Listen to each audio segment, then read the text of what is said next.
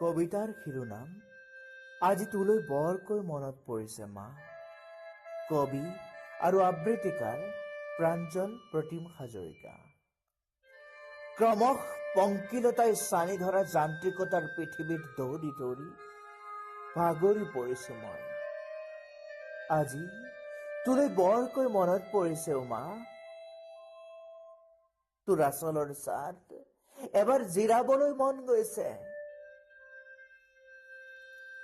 তোৰ মৰম আদৰ ত্যাগৰ বলত আজি মই সমাজত সফলতাৰে মূৰ দাঙিছো। মহানগৰীত চাকৰি কৰি ডাঙৰ ডাঙৰ মানুহৰ সৈতে উঠা বহা কৰিছো। ঘৰ গাড়ী আদি কিনি বস্তুবাদী ভোগেৰে মই সুখী সকলোৰে চকুত। কিন্তু মা, মই জানো সঁচাই সুখী। যান্ত্ৰিকতাৰ পৃথিৱীত মৰম আবেগ বৰ সস্তীয়া হৈ পৰিছে।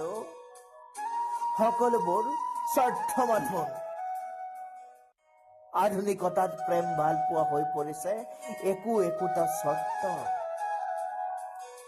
গাঁৱৰ সহজ সৰল অকৃত্ৰিম পৰিৱেশত ডাঙৰ হোৱা আমি জনাই নাছিলো প্ৰেম ভাল পোৱাটো থাকে বেচা কিনা।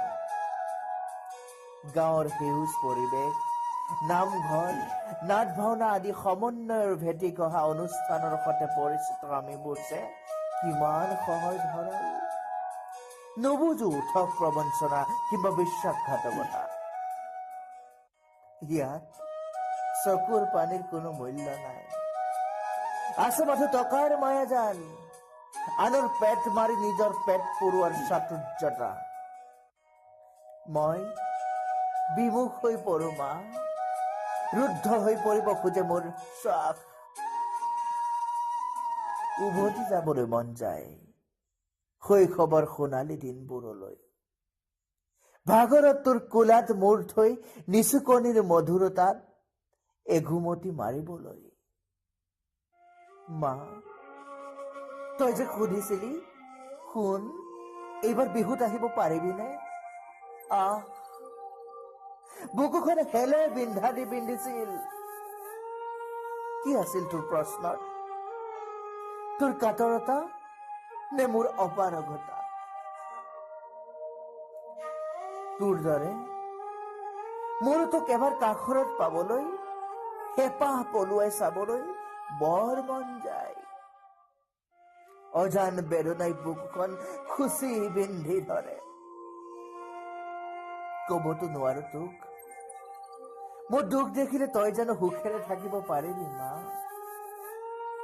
হাজাৰ ব্যস্ততাকো নেওচি এইবাৰ বিহুত তোৰ কাষলৈ যাম মা। বহুদিন হল তোৰ হাতৰ ভাত সাজ খোৱা নাই।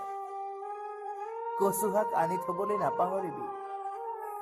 তই আকৌ এতিয়া চকুৰ পানী নটকিবি। ভালে থাকিবি মা। বহাগৰ বিহুত এপাক নাচিমহি তোৰ সতে। নমস্কাৰ।